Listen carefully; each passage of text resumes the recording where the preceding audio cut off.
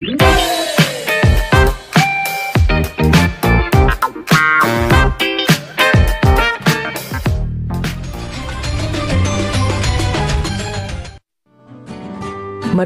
merupakan lembaga pendidikan yang ikut andil dalam perkembangan sejarah pendidikan Islam di Indonesia. Saat ini, sudah lebih dari 80.000 madrasah dengan jumlah siswa yang mencapai lebih dari 9 juta siswa yang tersebar di seluruh Indonesia. Madrasah, sebagai lembaga pendidikan berbasis Islam, mampu menanamkan pentingnya menjaga hubungan baik dengan sesama dari hal-hal mendasar, menciptakan lingkungan sosial yang islami, menanamkan akhlakul karimah, melakukan beragam kegiatan berkelompok untuk mengasah kerjasama, dan membiasakan saling sapa dan salam.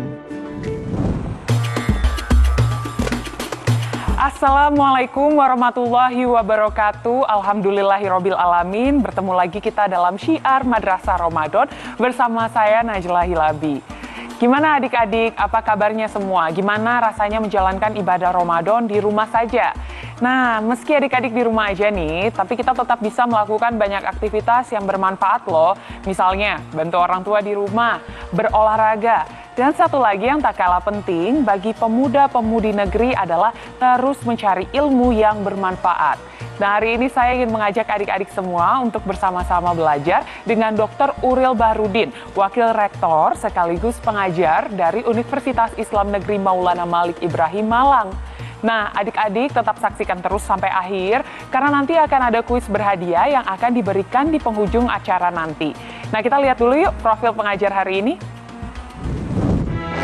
Dr. Uril Bahrudin, Magister Agama, saat ini menjabat sebagai Wakil Rektor Universitas Islam Negeri Malik Ibrahim Malang.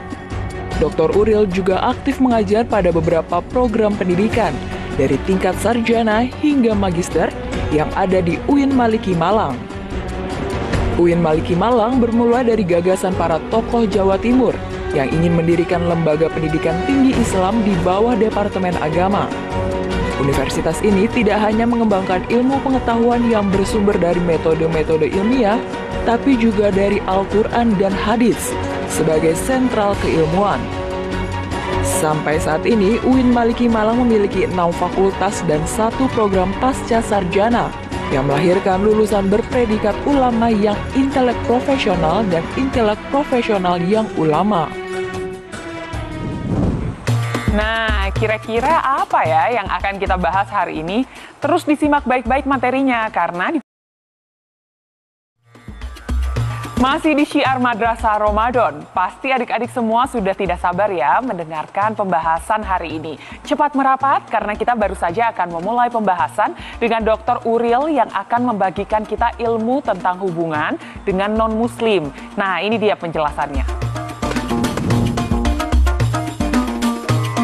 Bismillahirrahmanirrahim. Assalamualaikum warahmatullahi wabarakatuh. Alhamdulillahirabbil alamin, wassalatu wassalamu ala asyrafil anbiya'i wal mursalin, sayyidina wa maulana Muhammadin wa ala alihi wa sahbihi ajma'in birahmatika ya arhamar rahimin. Allahumma la sahla illa ma ja'altahu sahla wa anta taj'alul hazna idza syi'ta sahla. Adik-adik sekalian yang berbahagia, puji syukur, marilah kita panjatkan kehadirat Allah Subhanahu wa taala. Pada tahun ini kembali kita bisa diberi kesempatan oleh Allah Subhanahu wa taala bisa melaksanakan puasa di bulan suci Ramadan 1441 Hijriah. Ramadan kali ini memang berbeda dengan Ramadan sebelumnya karena pada saat ini kita sedang menghadapi musibah yang diberikan oleh Allah kepada kita, bukan hanya umat Islam tetapi semua manusia di dunia ini menghadapi musibah pandemi COVID-19. Kita sebagai seorang muslim pasti kita memiliki sikap yang optimis. Kita tetap berharap kepada Allah Subhanahu wa taala agar musibah yang diberikan oleh Allah kepada kita ini ada hikmah yang ada di belakangnya. Karena itu mudah-mudahan Allah Subhanahu wa taala segera mengangkat musibah ini dalam kondisi kita dalam keadaan berpuasa ini. Adik-adik sekalian, materi kita pada saat ini adalah hubungan dengan non-muslim. Materi ini penting karena dalam kehidupan kita pasti tidak sendirian. Kita harus berinteraksi, berkomunikasi dengan orang lain. Orang lain yang kita ajak berinteraksi banyak sekali. Ada yang muslim, ada yang non-muslim, dan seterusnya. Karena itu, sebagai seorang muslim, kita telah mendapatkan panduan dari Allah Subhanahu wa Ta'ala melalui ayat-ayat Al-Quran, di mana kita ada tuntunan dari ayat-ayat tersebut.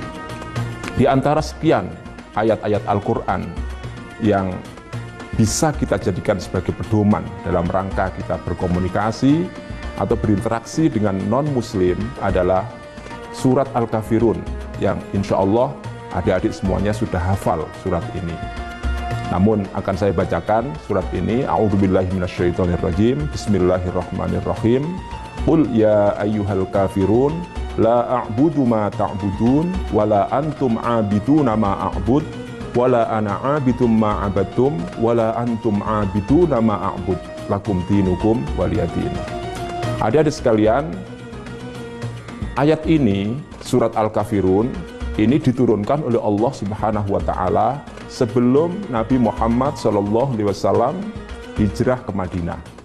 Karena itulah disebut dengan ayat-ayat Makkiyah. Surat Al-Kafirun ini terdiri dari 6 ayat. Di dalamnya terkandung beberapa pelajaran yang penting yang bisa kita jadikan sebagai pedoman dalam hal kita berkomunikasi dengan orang lain, utamanya non-muslim. Minimal ada 4 hal yang bisa kita sampaikan dalam kesempatan ini.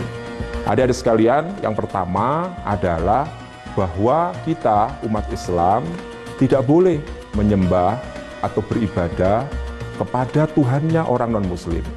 Ini adalah akidah kita, keyakinan kita. Ya, yang pertama. Yang kedua adalah bahwa Tuhannya kita, Tuhannya orang Islam itu berbeda dengan Tuhannya orang non-muslim. Dan ini juga keyakinan kita, akidah kita. Kemudian yang ketiga, apabila ada orang yang mengajak kepada kita untuk beribadah, menyembah kepada Tuhan selain Tuhan kita, non-muslim, kita harus menolaknya. Dan yang keempat, yang paling penting adalah dalam surat ini mengajarkan kepada kita bagaimana kita umat Islam harus memiliki sikap toleransi kepada agama lain. Kita harus menghormati orang lain yang memiliki keyakinan berbeda dengan kita. Tidak boleh kita memaksakan diri kita. Kita harus tetap memberikan toleransi, menghormati, saling menghargai, dan itulah yang dikatakan oleh Allah dalam surat Al-Kafirun, lakum dinukum waliyadin. Jangan kemana-mana adik-adik sekalian, kita akan lanjutkan materi ini dalam sesi berikutnya. Itu tadi sebagian materi tentang hubungan dengan non-muslim. Selanjutnya masih banyak materi yang akan kita bahas, tapi setelah yang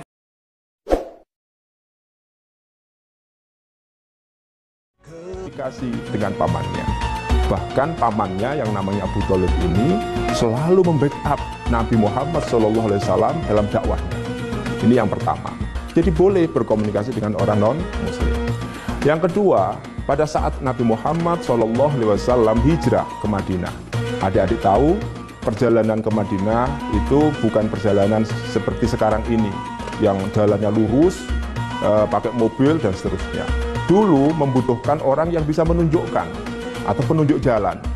Dan ternyata baginda Rasulullah SAW dan sahabat beliau Abu Bakar As-Siddiq menunjuk seorang yang namanya Abdullah bin Uraikid, dan dia adalah non-muslim, diminta untuk menjadi teman dalam rangka untuk menunjukkan jalan menuju kota Madinah. Artinya yang kedua ini Rasulullah juga berkomunikasi, berinteraksi dengan orang non-muslim. Adik-adik sekalian, yang ketiga, ketika Rasulullah berada di Madinah, masyarakat yang ada di Madinah ternyata bukan masyarakat yang semuanya beragama Islam. Di sana banyak sekali orang-orang yang beragama Yahudi, ada juga orang-orang yang beragama Nasrani, dan tentunya ada umat Islam di sana. Umat Islam di Madinah hidup dengan damai, dengan rukun, kemudian Rasulullah SAW tidak pernah mengusik hati mereka, tidak pernah mengganggu mereka, dan seterusnya. Adik-adik sekalian, bahkan dalam sebuah riwayat ya diceritakan ada seorang perempuan tua Ya, dia ini adalah tidak punya pekerjaan karena buta, begitu kan. Ternyata Rasulullah SAW selalu melayani orang perempuan ini. Dengan demikian, maka sesungguhnya Rasulullah SAW dalam hal berkomunikasi dengan orang non-muslim tidak membeda-bedakan. Tidak, dalam hal berkomunikasi tidak pernah membeda-bedakan apakah ini muslim atau non-muslim. Bahkan orang non-muslim pun dilayani dengan baik, dipenuhi hak-hak beliau, hak-hak mereka sebagai manusia. Adik-adik sekalian, adik-adik mungkin tahu bagaimana Islam masuk ke Indonesia. Islam masuk ke Indonesia sesungguhnya adalah karena adanya interaksi, adanya komunikasi orang Islam dengan non-muslim. Seandainya kemudian orang Islam tidak boleh berinteraksi, berkomunikasi dengan orang selain Islam, maka tidak mungkin, mustahil ya, adik-adik sekalian sekarang bisa menikmati indahnya Islam. Mustahil Islam akan bisa sampai di Indonesia. Karena itu, maka di dalam Islam diperbolehkan, tidak dilarang, bahkan harus kita berinteraksi dengan siapa saja, termasuk dengan orang-orang non-muslim. Islam kita nikmati hari ini adalah berkat adanya interaksi dan komunikasi itu. Dengan demikian, maka dalam hal kita berinteraksi atau berkomunikasi dengan non-muslim, maka di sini perlu kita bedakan menjadi dua. Yang pertama adalah terkait dengan masalah akidah, adik-adik sekalian. Kalau terkait dengan masalah akidah, tidak ada tawar-menawar. Kita punya Tuhan sendiri, kita punya cara beribadah sendiri. Tidak boleh kita mengambil atau mencoba untuk beribadah atau menyembah Tuhannya orang non-muslim. Ini akidah kita, ya. Dan kalau diajak pun kita tidak boleh mengikutinya. Yang kedua, terkait dengan masalah muamalah, hubungan kita sehari-hari dengan mereka, maka dalam hal ini kita diperbolehkan oleh agama kita, oleh Islam, oleh baginda Nabi Muhammad SAW dalam rangka untuk mewujudkan Islam yang rahmatan lil alamin. Demikian, mudah-mudahan adik-adik sekalian di rumah bisa belajar, bisa menjadi orang yang soleh. Saya akhiri, Assalamualaikum warahmatullahi wabarakatuh. Nah, gimana nih setelah mendengar penjelasan dari Dr. Uril tentang hubungan dengan non-muslim? Udah pada paham belum? Kalau sudah paham, pasti bisa jawab pertanyaan kuis yang akan diberikan sekarang. Tentunya ini berkaitan dengan apa yang tadi sudah disampaikan oleh Dr. Uril. Nah, pertanyaannya nih adalah, siap-siap ya. 1.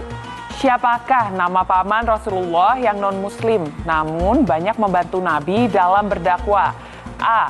Abdullah bin Uraikid, B. Abu Thalib, C. Haris bin Abdul Muttalib. Pertanyaan kedua, apa surat yang mengatur cara berhubungan seorang muslim dengan non-muslim? A. Quran Surat Al-Baqarah. Nah, kirimkan jawaban adik-adik melalui Instagram. Jawabannya nanti akan dibacakan pada episode berikutnya. Jawaban ditunggu sampai nanti ya, pukul 21 waktu Indonesia bagian Barat hari ini. 2 orang dengan jawaban benar akan mendapatkan hadiah masing-masing Rp500.000. Untuk adik-adik yang sudah berpartisipasi dalam kuis sebelumnya, ini dia jawabannya yang benar. Untuk adik-adik yang sudah menjawab dengan benar, dan tentu untuk pertanyaan kuis hari ini, adik-adik bisa dapatkan jawabannya besok ya. Setelah mendengar materi hari ini, semoga adik-adik semakin paham tentang cara berhubungan dengan non-muslim. Karena sebentar lagi waktunya berbuka, kita sudahi dulu pertemuan hari ini ya. Jangan lupa untuk saksikan Syiar Madrasah Ramadan setiap hari Senin hingga Jumat, setiap pukul 16.05 waktu Indonesia bagian Barat, hanya di Metro TV. Assalamualaikum warahmatullahi wabarakatuh.